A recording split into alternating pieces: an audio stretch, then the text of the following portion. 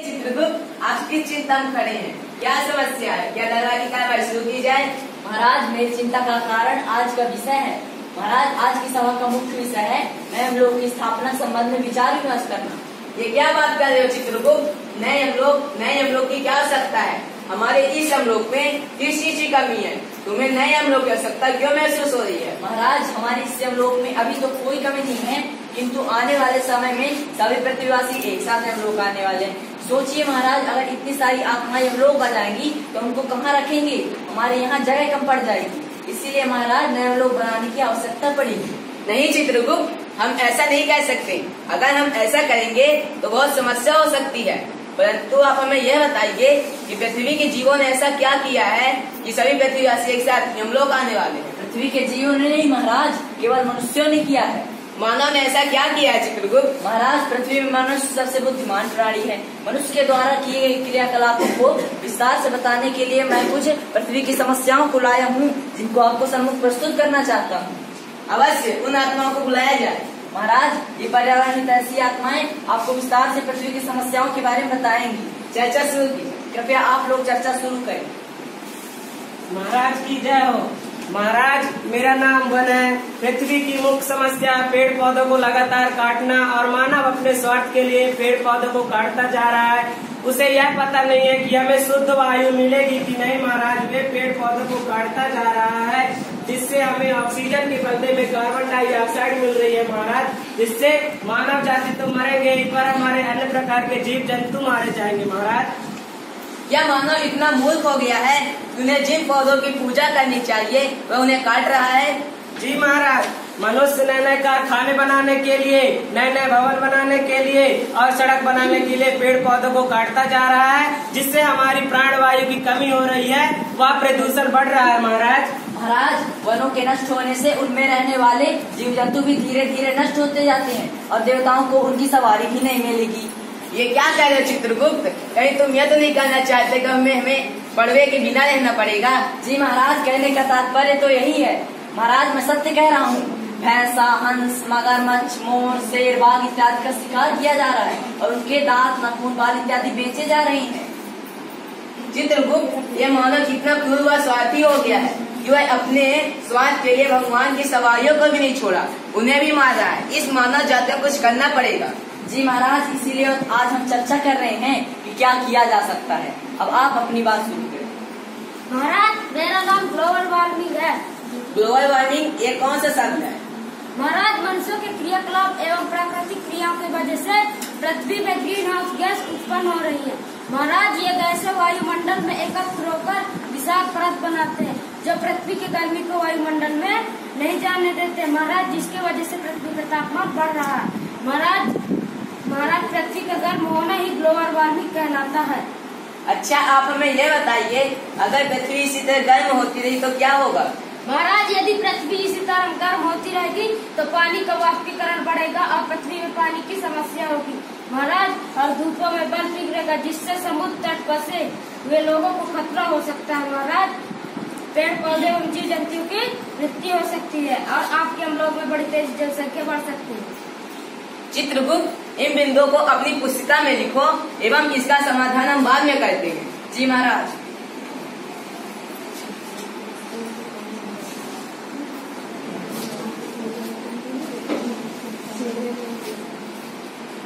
अब आप अपनी बात शुरू करें।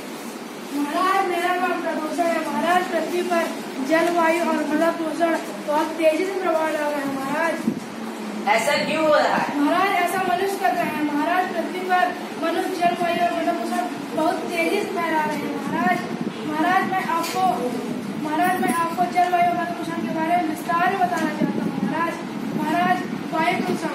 महाराज, वायु प्रदूषण जब पॉलीथीन को जलाने से धुआं उत्पन्न होता है, उसे वायु प्रदूषण होता है। महाराज, मैं आपको इस पॉलीथीन का इसका मतलब वो दिखाना चाहता हूँ। महाराज, ये पॉलीथीन है। महाराज, इसको जलाने से जो धुआं उत्पन्न होता है, उससे ही वायु प्रदूषण होता है। ये धुआं किसे पसंद है? महाराज, ये धुआं मनुष्य को पसंद है। महाराज, मनुष्य को धुआं इतना पसंद है कि वो पृथ्वी में पूरा धुआं ही करते हैं। महाराज, ये जल प्रदूषण। महाराज, जब कारखानों से निकला हुआ पानी, घरों से निकला हुआ एवं तालाबों को जोड़ दिया जाता है, जिससे जल प्रदूषण होता है।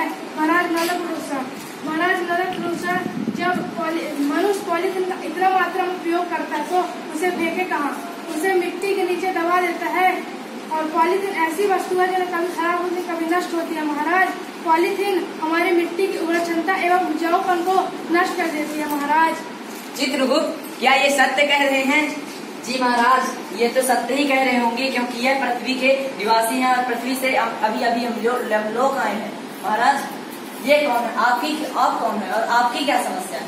महाराज मेरा नाम ओजोन है। महाराज पृथ्वी की सतह के ऊपर समतापमंडल में ओजोन गैस की एक परत पाई जाती है, जिसे ओजोन परत कहते हैं। महाराज यह परत सूर्य की परावैंगिक किरणों को पृथ्वी में नहीं आने देती, लेकिन अब इसमें छिद्र हो गया है, जिससे परावैंगिक किरणें सीधे पृथ्वी पहुँच रही है। ये चित्र कैसे हुआ? महाराज मनुष्य ने पहले अपने क्रियाकलापों से पृथ्वी को गर्म किया। जब उन्हें ज्यादा गर्मी लगने लगी तो उन्होंने एसिड का आदि को आविष्कार किया। महाराज एसिड से सीएफसी रसायन निकलता है जो ओजोन परत को नुकसान पहुंचाता है। महाराज इसके अतिरिक्त प्रदूषण से निकलने वाला अन्य रसायन ओजोन परत को नुकसान पहुंचाता है। इससे पर्यावरण को क्या नुकसान होता है? महाराज सूर्य से आने वाली परावैंगिक किरणें सीधे पृथ्वी पहुंच रही है, जिसकी वजह से मनुष्य की त्वचा पर मोतियाबिंद और त्वचा कैंसर और पौधों का प्रकाश संश्लेषण प्रभावित हो रहा है। चित्रगुप्त, इन बिंदुओं को भी अपनी पुस्तिका में लिखो व इन पर भी गहराई से चर्चा की जाए, ताकि पृथ्वीवासी समस्या सुलझ सके एवं हमें नए लोग की आवश्यकता न पड़े। जी महाराज।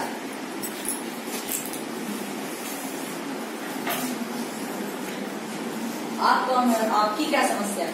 महाराज की जय हो। महाराज मेरा नाम अम्ल वर्षा है। चित्रगुप्त, हम वर्षा के बारे में सुने थे, इसका व्यवहार इंद्रदेव के पास है ना, परंतु ये अम्ल वर्षा कौन सी वर्षा है एवं इसका व्यवहार किसके पास है? महाराज अम्ल वर्षा का प्रभाव मानव के पास है। ये अम्ल वर्षा क्या है? कृपया आप विस्तार से बताएं।